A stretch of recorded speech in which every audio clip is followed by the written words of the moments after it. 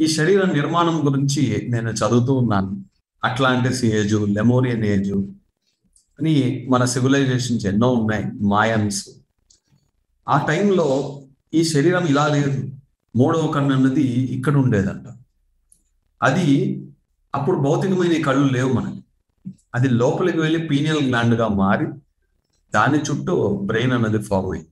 తర్వాత ఈ భౌతికమైన కళ్ళు వచ్చింది. అలా మనము ముట్టుకునే ప్రతిదీ, మనం ఫీల్ అయ్యే ప్రతిదీ, చూసేది, వినేది, మనము వాసనలు పీల్చేది, రుచులు ఎంజాయ్ చేసేది, ప్రతి దానికి కూడా మన లోపలున్న శక్తి కేంద్రాలు అంటే 6 చక్రాలు, 7వ స్థితి, ఇవన్నీ కూడా ఇంటర్ కనెక్ట్ అయి ఉంటుంది. ఏది కూడా separate గా ఉండదు. ఈ ప్రతిదీ సెన్సెస్ కూడా మన సెంటర్స్ కి కనెక్ట్ అయి ఉంది కాబట్టి ప్రతి దాన్ని కూడా మనము చులకనగా చూడకూడదు. ప్రతి దాన్ని ఒక అనుభవంగా చూడాలి.